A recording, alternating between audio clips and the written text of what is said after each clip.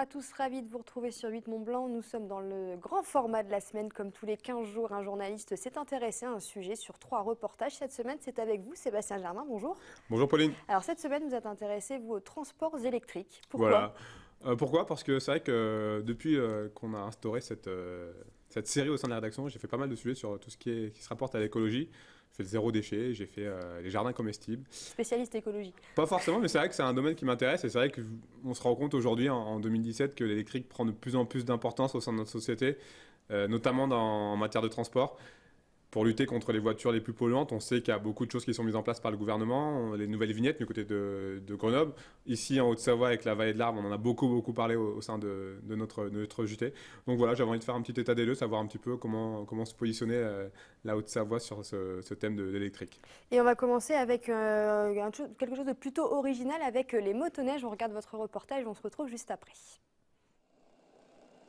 De mystérieux engins mécaniques ont investi les pistes des G depuis le début de l'hiver. Bienvenue à Mountain E-Park. Ici, les plus petits peuvent s'essayer à la motoneige. Je trouvais que c'était assez rigolo. C'est assez cool parce qu'on peut aller vite et puis j'aime bien. Ce qui est cool, c'est qu'il y a des petites bosses, donc on sautait un peu de notre motoneige. Mais ce qui rend Mountain E-Park inédit en France, ce sont très précisément ces motoneiges électriques d'un poids de 60 kg chacune, mais totalement adaptées aux enfants. À l'origine de ce projet éco-responsable en plein dans l'air du temps, Jérémy et Edwige Cousseau, un couple de Vendéens tombés amoureux de la station des G. On savait que le sport mécanique n'a pas forcément une bonne image et en passant par l'électrique, en montrant aux enfants qu'on peut avoir des pratiques de sport mécanique tout en respectant l'environnement, c'était vraiment un plus pour nous et vraiment notre bataille. Les générations là qui sont sur les motoneiges en ce moment, quand ils auront 20 ans, 30 ans, ils seront qu'à l'électrique. Même si la mentalité, ça va être dur à faire venir, parce que quand on aime les sports mécaniques, on aime les gaz, on aime le bruit, mais tout le monde est convaincu que c'est l'avenir, l'électrique. Convaincus de la bienséance de leur approche environnementale, les Cousseau, par ailleurs propriétaires d'un gîte écologique, ont fait construire ces motoneiges électriques sur mesure par un fabricant suisse. Il y a une boîte électronique dessus, donc on peut les régler par ordinateur et on peut les étalonner comme on veut. Donc ça peut aller de 5 à 30 km/h. La vitesse est aussi variable en fonction de la qualité de la neige.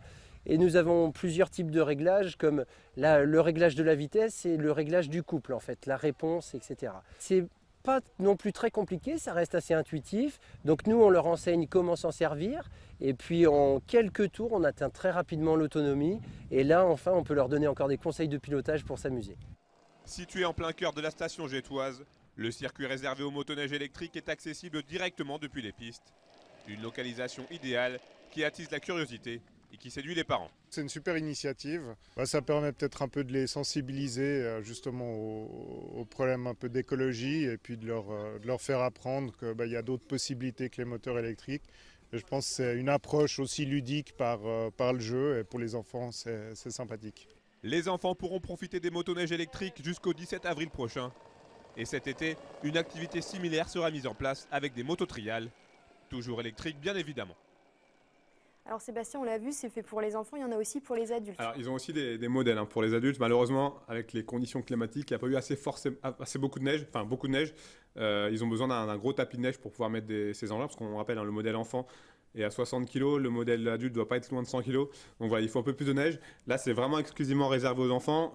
Ça reste ouvert jusqu'au 17 avril prochain. Comme on l'a vu en fin de sujet, cet été, il y aura une activité assez similaire, cette fois-ci avec des mototrials, toujours électriques. Donc pour tous ceux qui sont intéressés, faut se rendre au G. Alors on l'a vu, les parents le disent aussi, ça permet de sensibiliser les plus jeunes.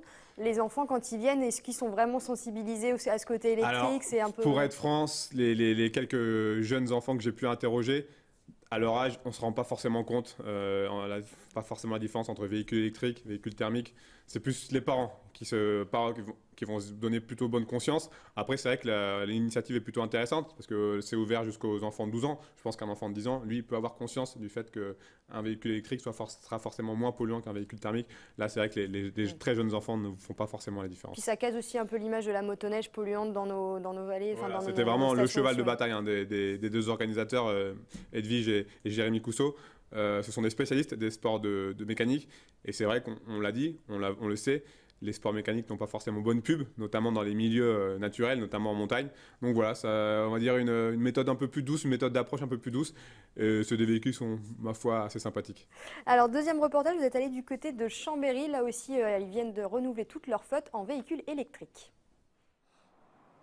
Avant et après. Pour remplacer petit à petit son parc automobile vieillissant, la ville de Chambéry a choisi d'avancer avec son temps.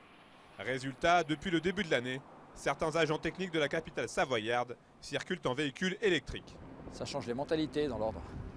Parce que les gens étaient plutôt réticents au démarrage, parce que ici c'est essentiellement du personnel masculin qui a besoin que ça fasse vroom vroom, par habitude, historiquement, on va dire ça comme ça. Donc là, le fait que ça soit silencieux, c'est assez perturbant au départ. Et puis, au bout de quelques semaines, on vient me retrouver en me disant finalement, c'est plutôt sympa, quoi. Prenons l'exemple concret de ce véhicule mini-utilitaire qui sert essentiellement aux agents de la voirie municipale. Il y a l'aspect silencieux quand on démarre tôt le matin les tournées à 6 h. Donc je pense que pour les Chambériens, c'est agréable aussi sur cet aspect-là. Il y a une grosse autonomie puisque c'est quand même de la batterie lithium. Donc on peut faire une tournée complète toute la matinée sans avoir à revenir ici pour faire de la charge. Et puis ça prend quand même entre 800 kg et 1 tonne de charge utile. Donc on peut aussi vraiment travailler correctement avec. Un petit tour en voiture suffit pour se rendre compte des bienfaits des véhicules électriques. Peu ou pas de bruit, une conduite souple, une autonomie parfaitement adaptée au déplacement. L'électrique à Chambéry, c'est une affaire qui roule. On va augmenter le nombre de véhicules, puisqu'à chaque renouvellement de véhicules se pose la question par rapport à l'utilisation de savoir si on bascule sur un électrique ou si on reste sur un essence ou diesel. La volonté, c'est d'aller vers encore plus de véhicules électriques. Toujours dans cette démarche éco-citoyenne, la ville de Chambéry disposera d'ici à la fin de l'année 2017 de 5 bornes de recharge réservées aux particuliers afin de valider le virage pris par la municipalité. On montre aussi l'exemple à la fois avec les véhicules mais aussi avec l'installation de bornes de recharge puisque sans bornes de recharge, on ne peut pas avoir de véhicule électrique. C'est l'histoire de la poule et de l'œuf pour que notre air soit bien meilleur à respirer à Chambéry. À près de 20 000 € le véhicule, la transition à Chambéry va se faire en douceur. Et aujourd'hui, ce sont donc 11 automobiles électriques qui ont été mises en circulation pour les services techniques de la ville. L'objectif avoué serait d'arriver à une trentaine d'ici 2020. Alors Sébastien, vous venez de le dire à la fin du reportage, 20 000 €, c'est quand même un coût, mais la mairie, voilà, Alors, il y a un vrai 20 000 €, message. c'est pour la mairie. Hein. C'est vrai qu'un véhicule, comme on l'a vu dans le reportage, un véhicule, on ne va pas citer de marque, mais une marque française, classique pour le grand public, on est plus aux alentours de 25 000 €. Donc forcément, c'est un coût. Mais pour cela, le gouvernement a mis en place on va dire plusieurs mesures. On parle de bonus. On peut avoir un premier bonus de 6 000 €, auquel peut s'adjoindre un deuxième bonus de 4 000 €. Donc on arrive à 10 000 €. Ça fait déjà bien baisser la facture. Donc voilà, après c'est vrai qu'en termes de, on va dire les contraintes des véhicules électriques, des voitures, on peut parler aussi d'autonomie. Hein. Pour l'instant, on n'est pas encore arrivé à beaucoup. On va dire entre 150 et 350 km maximum. Et puis il y a bien évidemment le nombre de bornes. Aujourd'hui, fin 2016, 14 000 bornes en France, dont 500 seulement sur les parkings de grande surface. C'est pas assez, franchement, il faut encore développer de plus en plus. Mais malgré tout, les véhicules électriques sont vraiment en plein boom, puisque en 2016, quasiment 22 000 immatriculations, donc un boom de 23%. Donc c'est un domaine qui est en pleine expansion. Tout est fait pour y passer. Vous en avez conduit une, quelle expérience vous en retenez ? C'est assez déstabilisant, parce que c'est vrai que quasiment pas de bruit, c'est très agréable à conduire. En plus, c'était une automatique, donc c'est vrai que la conduite est souple et facile. Mais c'est vrai que ça peut être déstabilisant parce qu'on n'entend vraiment rien. Une fois que je suis arrêté, je suis sorti de la voiture alors qu'en fait le moteur tournait encore. Donc voilà, il faut vraiment faire attention. On pense notamment aux cyclistes ou aux piétons pour les petits véhicules, dans les véhicules de voirie, dans les petites rues.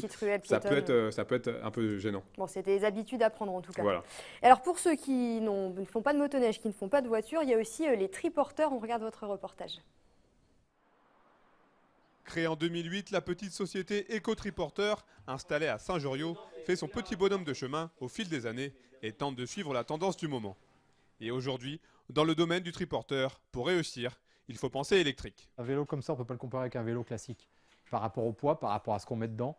Et sans assistance électrique, on est vraiment réduit sur les distances à parcourir. C'est-à-dire qu'on est tout de suite fatigué. Et le problème de la fatigue, c'est que la cible, que la clientèle se réduit énormément. Alors que si on est sur l'électrique, on ouvre le produit à une clientèle beaucoup plus large. C'est ici dans ce local aux allures de caverne d'Ali Baba, situé sur les bords du lac d'Annecy, que sont stockés les vélos et les triporteurs, prêts à la vente et à la location. Mais c'est surtout ici qu'a lieu l'assemblage des triporteurs électriques. Ça prend une journée et en fait même on a augmenté la durée de construction. On a augmenté la durée pour gagner de la fiabilité, gagner de la qualité. Auparavant on le faisait en moins de temps et puis on s'est rendu compte qu'au bout du compte on n'y gagnait rien parce qu'il y avait des petits soucis. Avec les beaux jours qui arrivent, l'entreprise savoyarde espère bien vendre près d'une centaine de triporteurs comme celui-ci d'ici à la fin de l'année. C'est des vélos qui correspondent aux normes européennes, à savoir c'est un moteur 250 watts, il ne dépasse pas 25 km/h et l'assistance au pédalage ne se déclenche qu'à rotation des pédales. Mode doux de transport économique et écologique par nature, le triporteur électrique s'est définitivement ancré dans la société française, grâce notamment à son côté alternatif. Encore une fois, ça ne remplace pas une voiture, ça remplace peut-être une deuxième voiture. C'est-à-dire que dans un couple, vous avez peut-être besoin que d'une voiture. Et puis pour les trajets quotidiens, on n'a pas besoin de prendre une voiture parce que déjà on a des frais supplémentaires, pétrole, essence, assurance, parking. Tous ces frais-là sont éliminés par rapport à l'achat d'un vélo électrique. Si l'envie vous prend de vous mettre en famille au triporteur électrique savoyard, il vous faudra débourser aux alentours de 2 000 € pour une entrée de gamme. Alors pareil, vous venez de parler du prix, 2 000 €, c'est conséquent, donc c'est un vrai investissement. C'est un vrai investissement sur l'avenir, mais il faut aussi penser que ça peut se revendre facilement parce que c'est vrai que le marché d'occasion du triporteur se porte bien. Après, il y a aussi la question de la place, on l'a vu, hein, c'est quand même des véhicules qui sont assez encombrants, donc il faut plutôt avoir un grand garage. Mais voilà, j'ai choisi vraiment d'axer sur le triporteur, mais j'aurais aussi tout aussi bien pu faire un sujet sur les vélos électriques, qui eux aussi sont en plein boom. On rappelle plus de 100 000 vélos électriques vendus en 2016.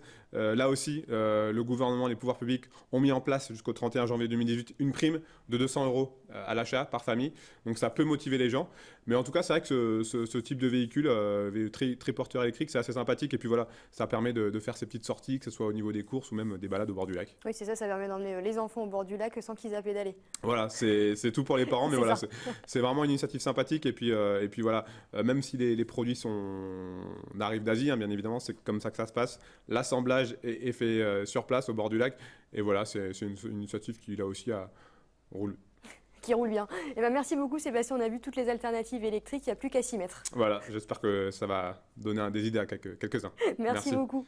C'est la fin de cette émission, on se retrouve dans 15 jours pour un nouveau grand format. À très vite sur 8 Mont Blanc.